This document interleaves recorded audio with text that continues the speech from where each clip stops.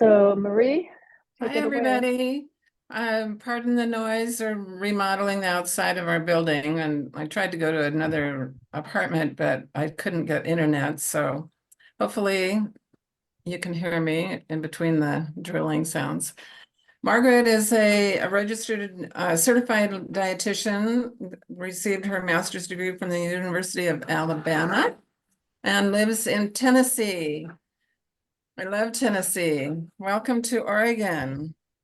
We Thank have you. we have a nice sunny day in most parts of the state for you.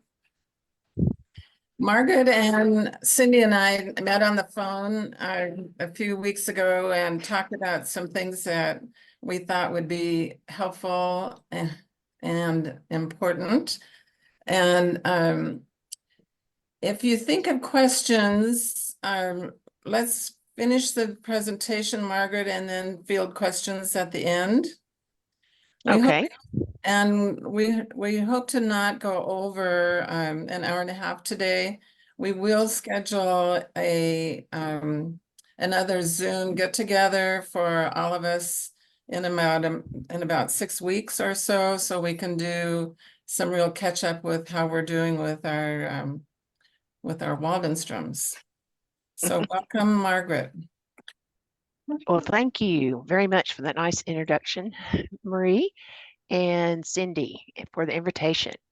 It's a chilly, rainy day here in Nashville, Tennessee, but it's probably not as cold as it is there in Oregon and was it Northwest Washington State or Southwest Washington State?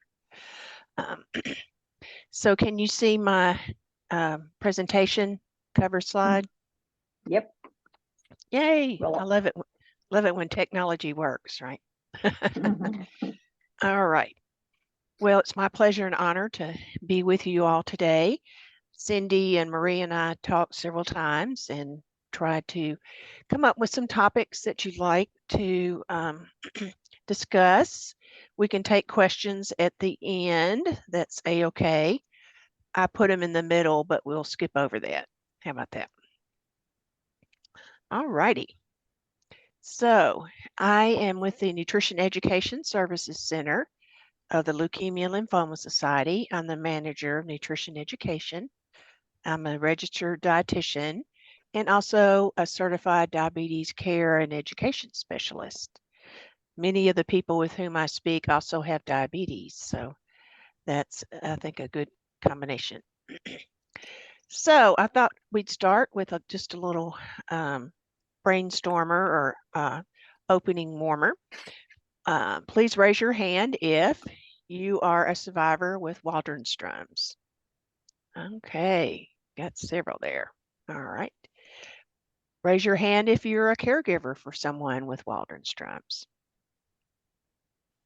Okay. Any healthcare workers in our Zoom meeting today? Okay. Or raise your hand if you're confused and you're in the wrong Zoom meeting. That happens sometimes. All right. Well, just a word about the Leukemia Lymphoma Society. Our mission is to cure leukemia, lymphoma, myeloma, and we do that through research, advocacy on the national level and local level, and of course, what we're doing right now, which is providing support to people with a blood cancer, their caregiver or parent, if you're a child. We have two registered dietitians here at LLS. Heather's on the left there in the picture, and I'm on the right. I spoke at the IWMF Ed Forum last year in St. Louis. Was anybody else there? All right, Marie was. All right. So it was great getting to see you all and meet many of you. But just a disclaimer about our presentation today. We're sharing information. I'm not prescribing diets or medical nutrition therapy. I recommend that before you change your diet or add any over-the-counter items that you talk with your medical team or oncology team about that.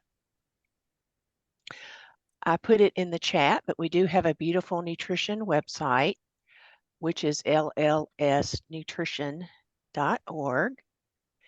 Formerly, we were the Pearl Point Nutrition Support Center, but we had a name change last year. We're still the same people, wonderful services, but some of you may have known us as Pearl Point. But check out our website when you have time. You can probably get lots of answers to questions you might have, and recipes, meal plans, sample menus, snacks, and survivorship tips as well. Also, we write a blog or post a blog every other month, and you can find that under the resources tab, along with our workbooks, meal planning forms, grocery list, and questions to ask your doctor. Our premier service we offer here at LLS is our nutrition consultation. Has anyone ever had a consultation with us before here at LLS? It's a 30-minute nutrition education consultation. It occurs by telephone. We can do a little by email. If you live beyond North America, we do those consultations by email, but I prefer to talk to people by the phone, because we can that way have a discourse, clarify information, share more eating strategies and hear what's going on with them. All righty. There are 3 ways to make an appointment. You can call us at our 877-467-1936 number. Choose option number 1 if we're not right by the phone, and leave a message. Or you could call our Information Services Resource Center. That is where we have college master's prepared oncology social workers and nurses, and they can help you get to us for an appointment. Or if you're computer savvy like Cindy, you can use our online link at lls.org/nutrition to make your appointment in the comfort of your own home without having to talk to anybody. Well, how did I get interested in cancer and nutrition? Well, it's a personal story with me. Both of my parents had lung cancer, and that's a very grueling type of cancer. So I became very fascinated about how to help them with their unwanted weight loss and feeding problems, swallowing problems, digestive issues, taste changes, anemia. So I became very interested in that and started working more hours at the hospital on the oncology floors or cancer floors. And then my sister, unfortunately, also was diagnosed with lung cancer in 2011.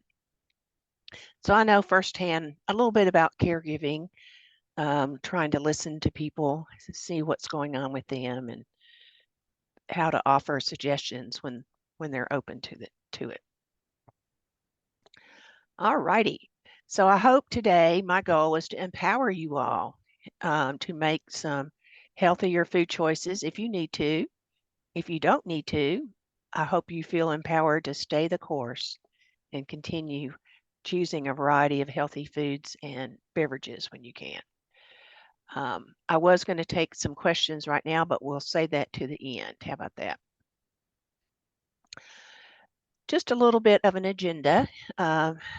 Marie wanted me to focus on some food challenges and some strategies to help correct those, like anemia. We talked about, let's see, some other things, appetite loss, that's a biggie, fatigue, weight loss. So I'm more than happy to touch on those. But I also feel compelled to talk a little bit about what are some healthy eating strategies and an overview of healthy eating. All right, so let's get started. Nutrition, fuel for your body for strength. That's the name of our presentation today. So fuel, I believe, is nutrition. It's food. We don't eat nutrients. We eat food, beverages, snacks, meals. They can be cooked, like the picture on the left. They could be things like overnight oats you might make the night before, might be a smoothie, or it might be just a sandwich with a fruit cup. So you don't have to cook a lot to eat well, but you do have to keep your fuel coming in your body. You are like a really expensive luxury sports car. I would like you to visualize your favorite sports car or SUV if that works better for you. In order to have ultimate performance with your sports car, you have to put in the best fuel, don't you, with the best additives and a clean fuel in order to get to where you need to be every day on time and without breakdowns. The only problem is your luxury sports car SUV doesn't have a 20-gallon gas tank. It probably just has a 3 or 4-gallon gas tank. So it's often recommended that you have something to eat or drink every 3 or 4 hours to help maintain strength, energy, support your immune system, and help you get the most out of each day and out of your treatments. So fuel is nutrition and it's also strength.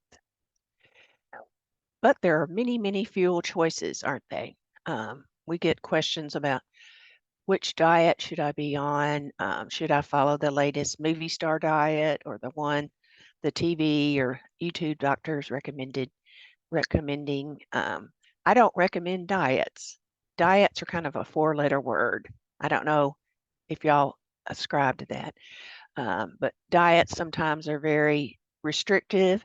They can be painful. Usually people can only use them for a short period of time, so they're not sustainable. Often they don't probably have all the nutrients you need. So I don't recommend dieting. I recommend an eating plan that works for you, that meets your health goals and takes into account all your other health concerns that you might have and helps you increase your health overall. So let's agree on the facts. There's not just one diet or eating plan for Waldenström's. Each person I talk with Waldenström's usually has a different health profile. Some people also have diabetes, or they may have elevated blood cholesterol, or they might have food allergies. So there's not just one size fits all eating plans. It's usually best if you could have it personalized by talking with a registered dietitian. So there are many healthy eating plans that may be suggested for you that are nutritionally balanced, such as a heart healthy eating plan, a Mediterranean or the DASH meal plan is often suggested. The Arthritis Foundation recommends many healthy eating plans that would be great for Waldenström's. But the eating plan that you and your doctor agree on must both help you manage your side effects as well as support your overall health.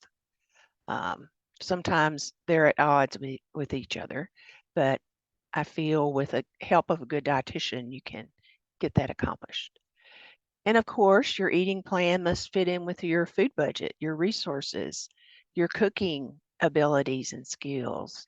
Do you have the energy to stand and cook and chop and dice? Or do you need to buy some foods that are pre-prepared? So there's a lot to consider.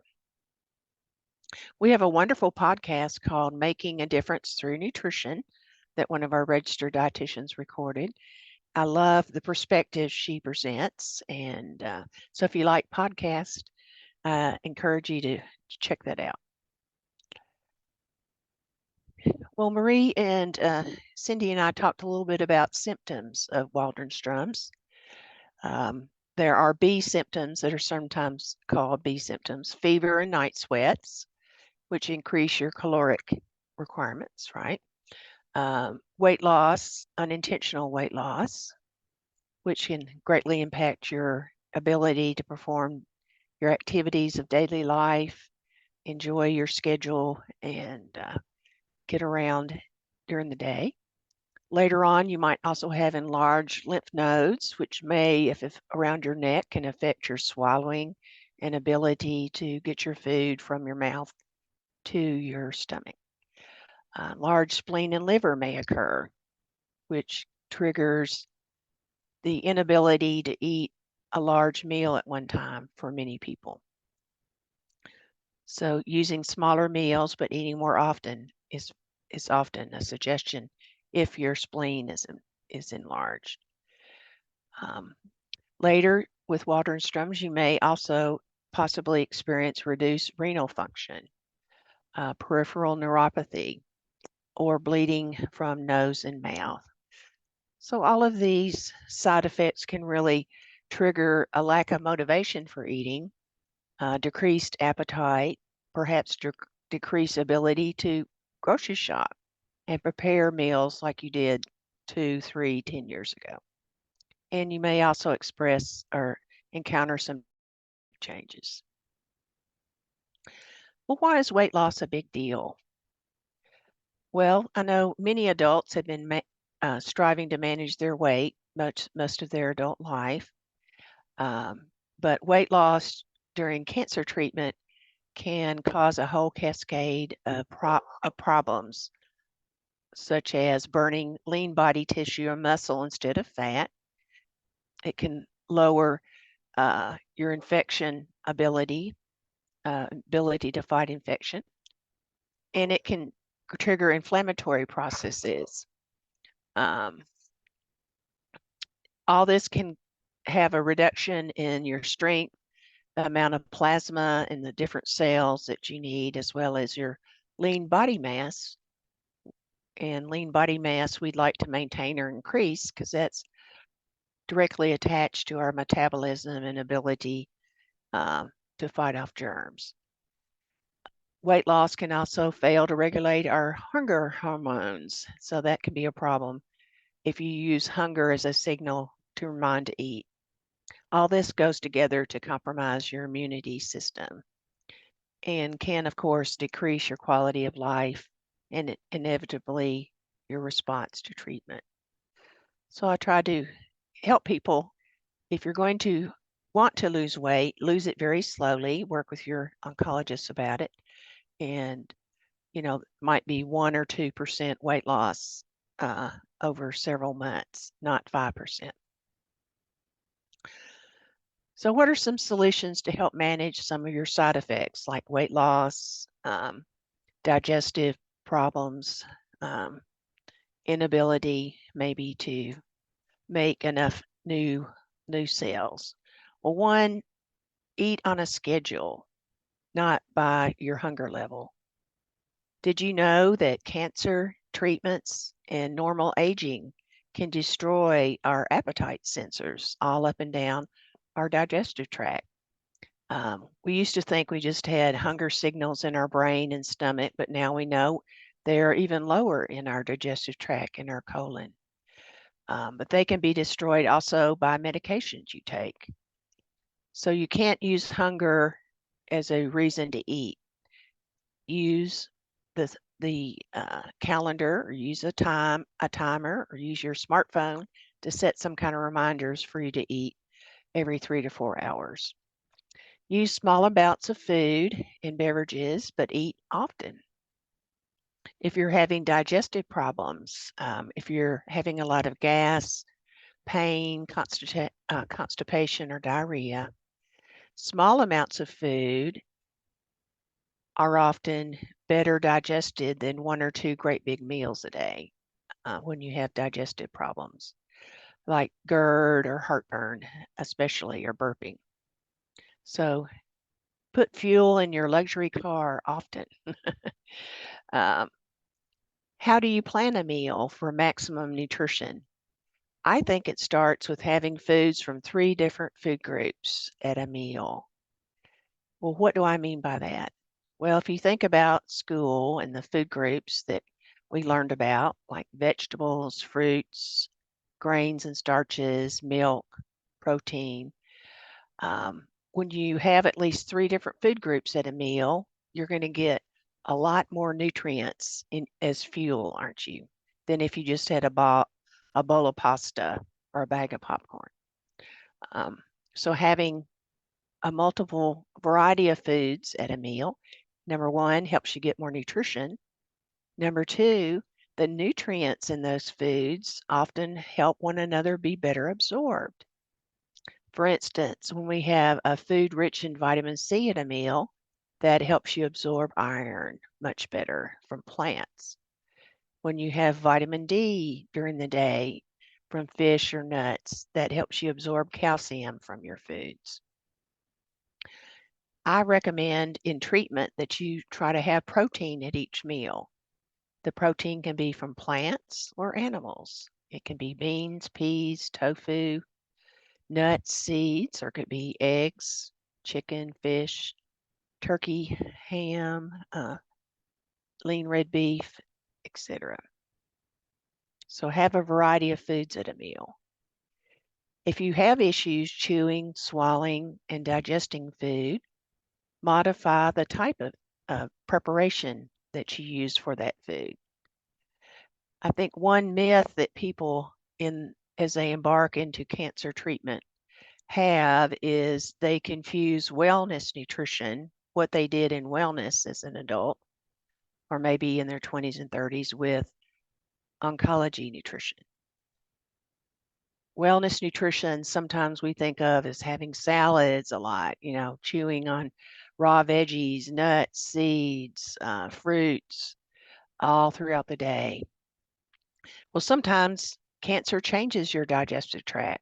You don't have all the enzymes and hormones that you once had, or nerve endings in your digestive tract to process all that fiber, raw fiber or uncooked fiber. So many people digest better if they use cooked vegetables, fruits perhaps that are canned or peeled, or baked, like baked apples or baked pears. Cooked food, canned food, frozen food is highly nutritious. That's another myth. Some people feel that canned and frozen food doesn't have the nutrients that fresh food does. In fact, some canned foods, like canned tomato products, have more vitamins than fresh tomatoes. And pay attention, be mindful of your body. Know what foods and beverages work good for you and use those often during the week. Try to resist what you did maybe in wellness that's not going to work for you anymore, and use more foods that will absolutely work for you, or food prep. And consume more nourishment when you feel the best, especially if you have fatigue, you're having uncontrolled weight loss or unintended weight loss. Eat more when you feel better. And that way, when you maybe don't have a great appetite, you could maybe have a sandwich, soup and sandwich, or shake, a smoothie, something lighter, a protein drink. And be sure you know your dietary restrictions. Most of you have been at this game for a long time, but dietary restrictions can be the foods and beverages that should not be used because of your treatment protocol, possible negative interactions. They might be food safety dietary restrictions, like don't use uncooked fish, sprouts, rare meats, etc. But know what your restrictions are for you and your treatment plan. For instance, many of you may be using some of these medications, but some of them do have dietary interactions or timing that need to be considered. Some medications, you have to space the antacids 2 hours after taking the medication. Ibrutinib, you shouldn't have any grapefruit products or Seville oranges, or what some people call blood red oranges. Those are the oranges we make orange marmalade with. Venetoclax, again, no grapefruit, Seville oranges, or star fruit. Sunetobrutinib, no grapefruit and no dietary supplements, vitamins, minerals, powders, unless your treatment team is approving it. And of course, many medications that you might use for Waldenstrom's may have timing considerations, or take it with a meal, or take it with a glass of water. So always be sure if you start a new medication to consult and ask, how should I take this? Do I have any restrictions, or are there things I don't need to include when I take this medication? We, of course, have several publications for Waldenstrom's, like the LLS Waldenstrom's macroglobulinemia facts. We also have a really neat webcast and podcast about Waldenstrom's. And on this picture, you'll see grapefruit up there. On our website, we have more than 27 side effects listed that can occur during cancer and cancer care. And we have nutrition strategies and tips to help you manage some of those side effects. So be sure to check that out on our website. We talked a little bit, Marie and Judy and I about, or Cindy and I, about dietary supplements. They're advertised all the time, aren't they? On TV, in magazines, on YouTube. They're presented as sometimes whole foods, natural. I see that a lot on the label. They might say organic. And sometimes that just gets in our brain subliminally, and we think, I need these, I must need these, because the commercials are everywhere. But for most people, it is possible to obtain all the fuel and nutrients you need from healthy foods and beverages. So I highly recommend to people, don't start a supplement, a vitamin, mineral, or powder, unless you've talked through it with your prescriber. There are times that a dietary supplement is indicated, and you and your doctor can agree on that. For instance, anemia. Some people with anemia, iron deficiency anemia, might need iron supplements, or you might need folate supplements. But be sure that that's prescribed by your doctor with the amount and frequency. Food is fabulous. I'm just fascinated by food, if you can't tell. But each food that we have in America, it has layers upon layers of different nutrients, doesn't it? And it can have fluid in it, and those biologically active components called phytonutrients. Those are good things. Phytonutrients or phytochemicals. Phyto meaning plants. So plant foods have phytochemicals. So each food that we might consume might have, I don't know, 5, 6, or 7 nutrients in them. Whereas a nutrient or dietary supplement pill might just have vitamin C, or it might just have vitamin D. So it's a lot of effort and cost to just take a nutrient pill when you could hopefully get those nutrients through real food. I think a myth people sometimes believe is that dietary supplements can help you lower your cancer risk. That has not been proven, as well as a healthy diet can. It is a synergy of all the foods we eat during the week that go together to help build a great foundation and protection in our body and support our immune system.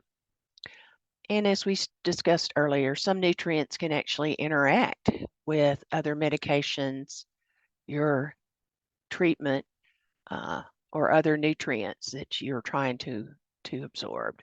So it's better to ask before you take a nutrient.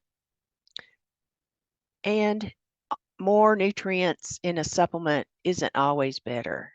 I know in America we think more is better, bigger is better, faster is better, but that's not always the truth in the world of oncology and nutrition. Well, what are some steps to healthy eating? Well, I think it starts up here.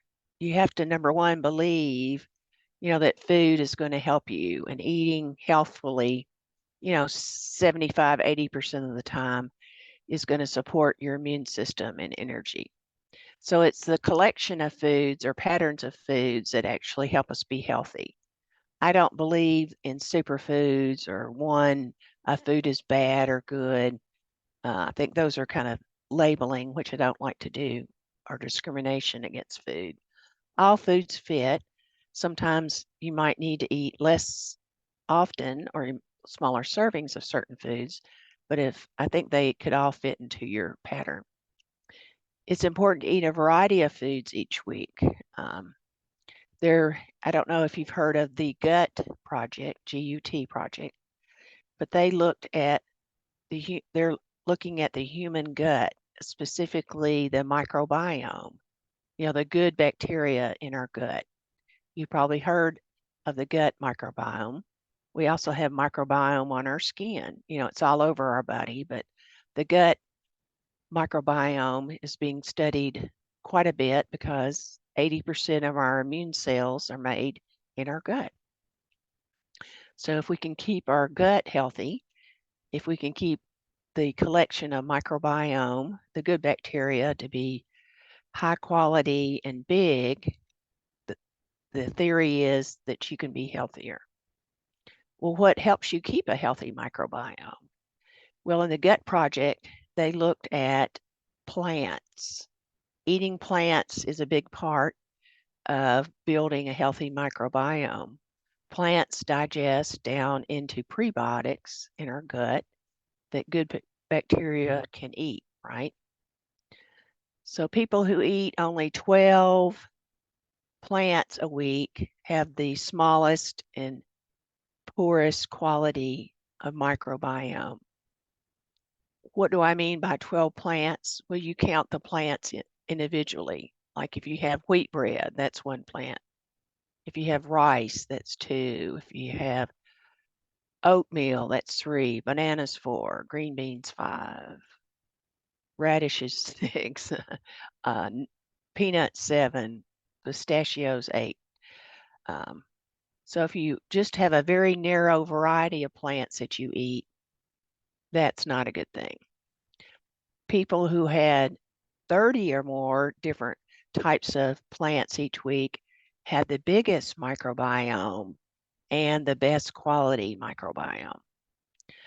That's a lot of different types of plants, but you can get vegetable medleys, you can get fruit cups, you can put different plants in a smoothie, soup, a Jello salad. So there are different ways to get small amounts of plants, but a bigger variety into your week. Know your dietary restrictions and follow the food safety guidelines. And use food first as your source of nutrients or fuel, not dietary supplements. Well, 2 of the top side effects from Waldenstrom's after weight loss, I believe, are anemia and fatigue. How many people deal with anemia from time to time? All right. So there's several kinds of anemia. Iron deficiency anemia, I guess, is the most prevalent. So one way to help both conditions is to pace yourself and spread your food intake out over your waking hours. Don't just eat one meal a day at 6 o'clock. Have something in the morning, something midday, something in the afternoon, evening, before bed. Refuel often throughout the day. As you have fuel coming in your body, you'll have a more stable blood pressure, a more stable blood sugar usually, right?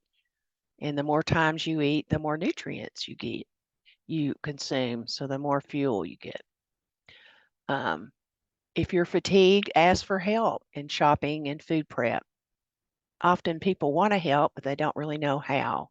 So be sure sometimes just to have some ideas of what would be some ways for people to help. If you have anemia, iron deficiency anemia, I think it helps to have 3 to 5 iron-rich foods a day. Iron-rich foods can be from plants, they can be from animals, they can be in cereals, they can be in a beverage. Some protein shakes have iron added to them. Iron from animals like meat, especially red meat, are absorbed at a higher percentage than iron in plants. And the iron content of meat is much greater than that in plants.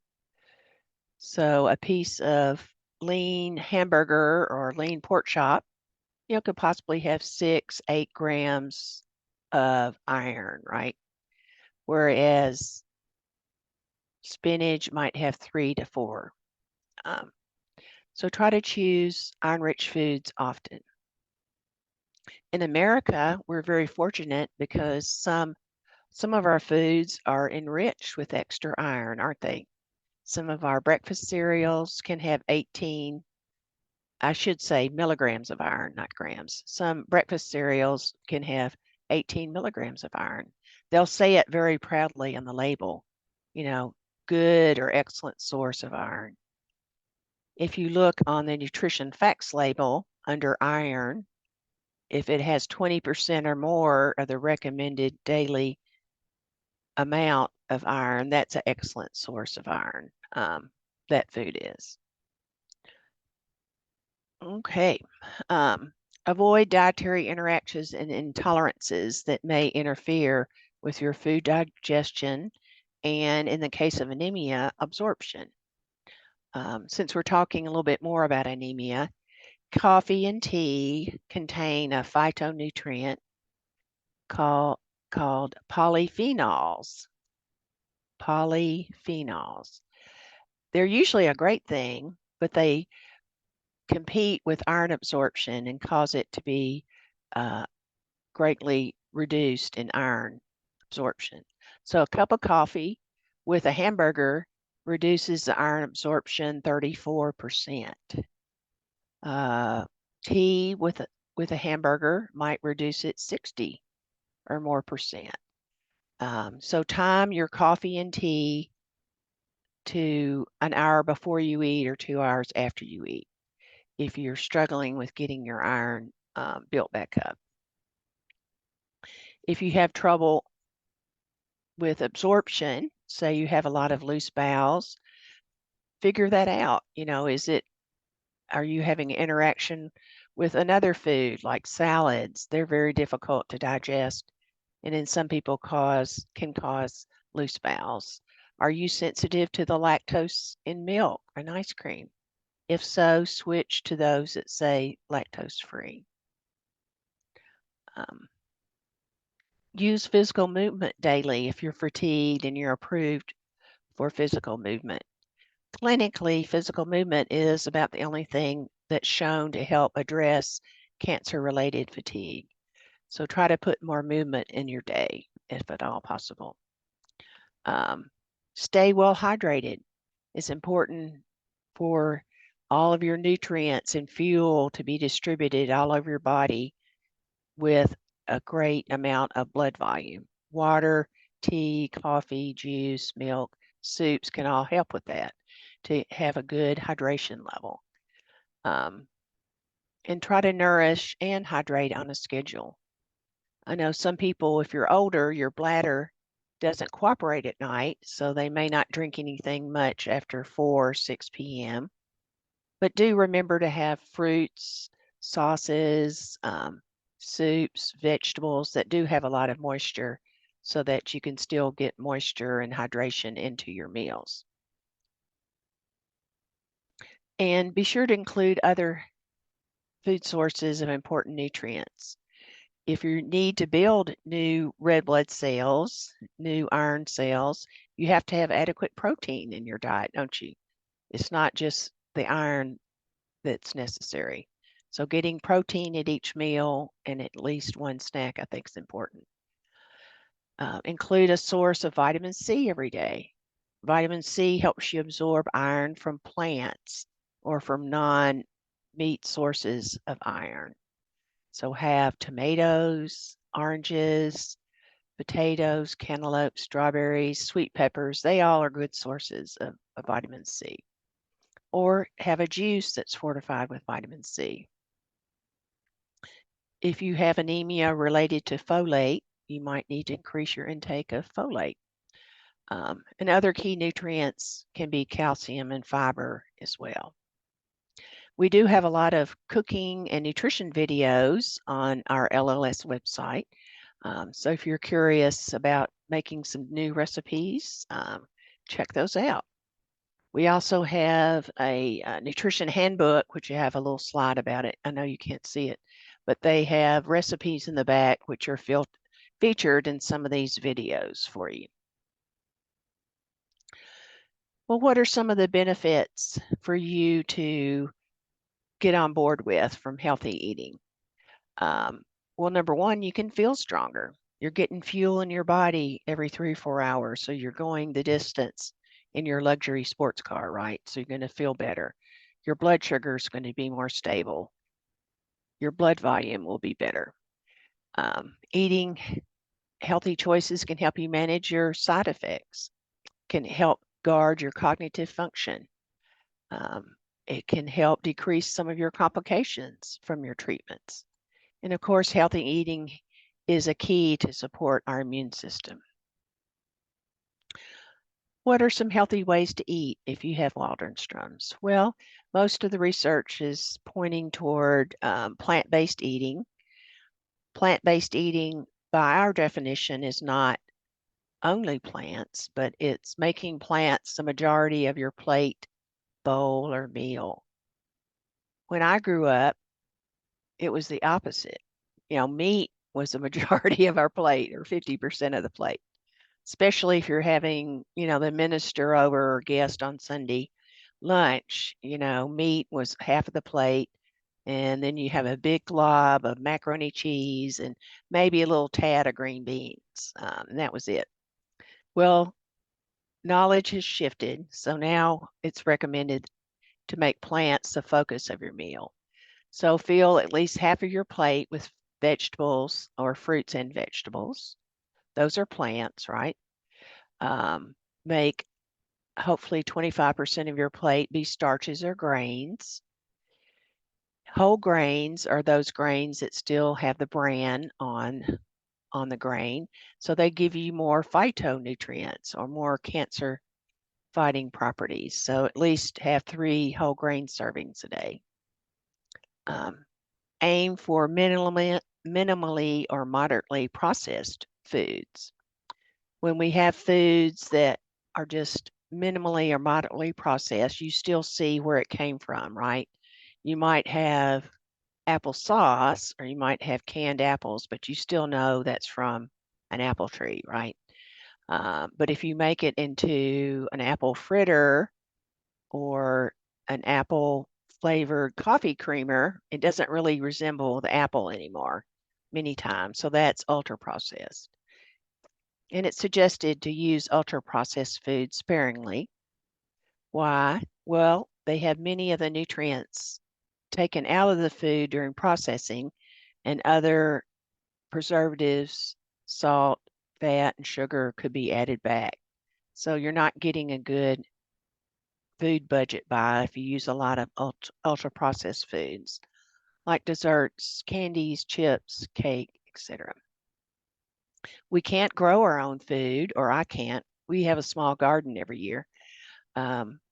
So we have to use some foods that are moderately processed, like bread, milk, canned and frozen foods, grains, things of that nature, cereal. So those are fine. They usually have much of the nutrition still in it from the ground or from Mother Nature. And you don't have to remove animal products from plant-based eating. You might just make it a smaller amount of your meal, maybe 25% or 30%. So in this picture up in the upper right-hand corner, there's some patties up there. It could be a chicken patty. It could be maybe some type of bean patty that you might make, a chickpea patty or frittata. So you can still enjoy animal foods as you like. Another way to think about plant-forward eating is to think of your plate in thirds. This is very helpful if you're going through aggressive treatment. So make protein a third of your plate instead of a fourth, and then fill the rest with plants like grains, vegetables, fruits, nuts, and seeds.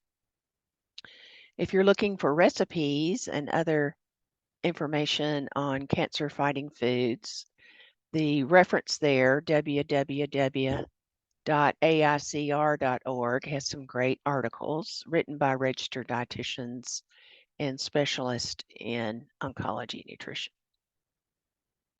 So you can make it all from plants, or you can make your meal also to include animal products. Like this could be chicken or beef kebabs, couldn't it? What are the best plant-based diets? Does anybody read U.S. News and World Reports? You know, in January, they always come out with the best of reports.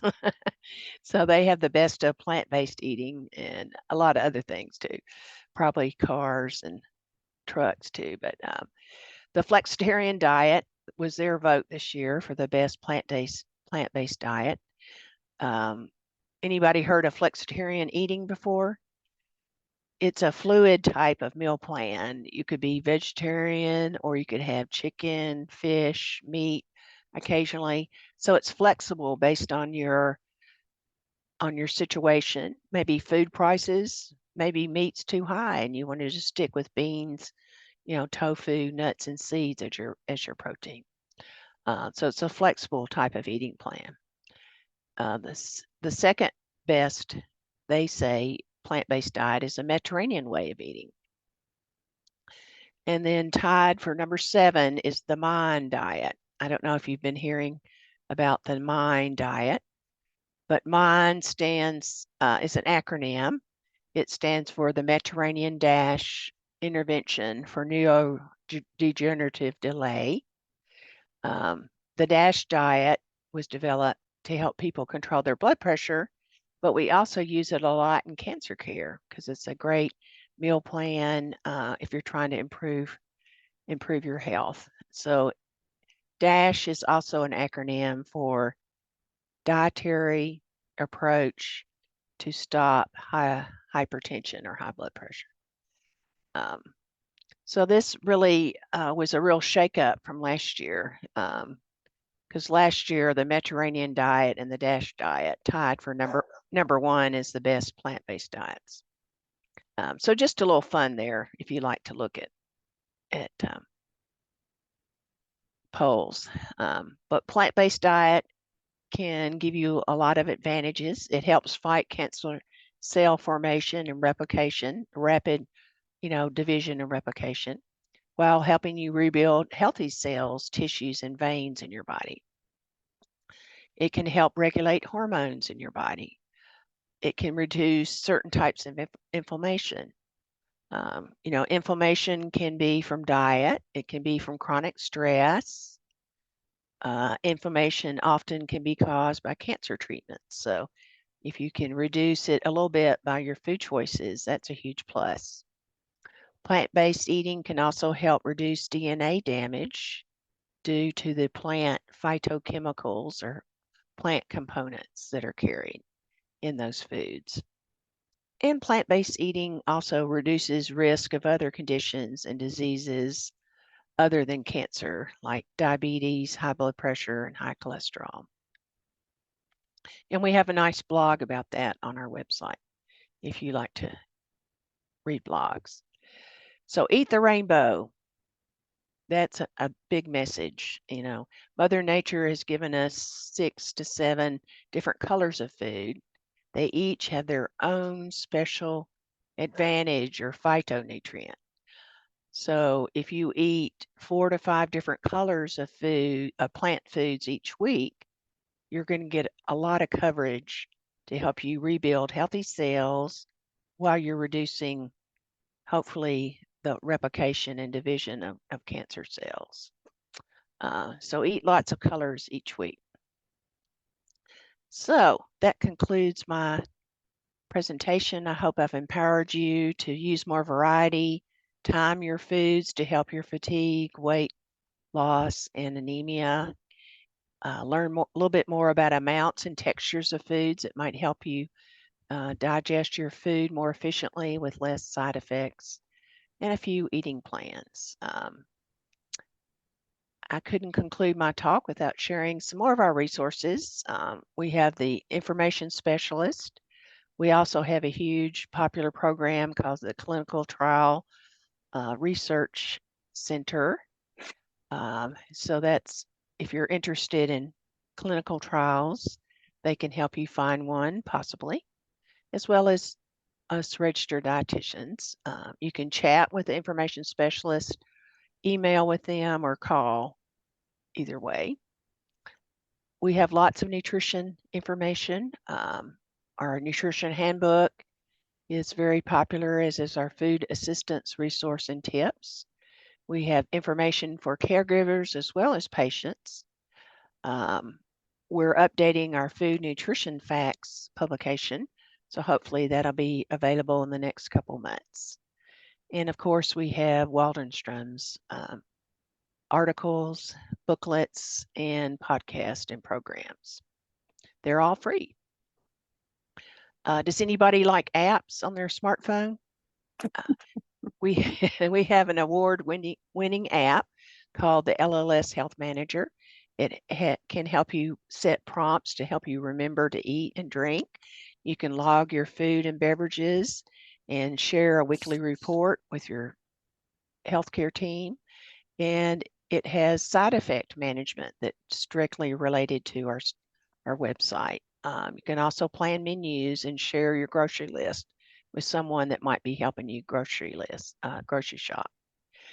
And these are just some more resources if you want to go an extra mile and read more. So keep calm and ask a registered dietitian.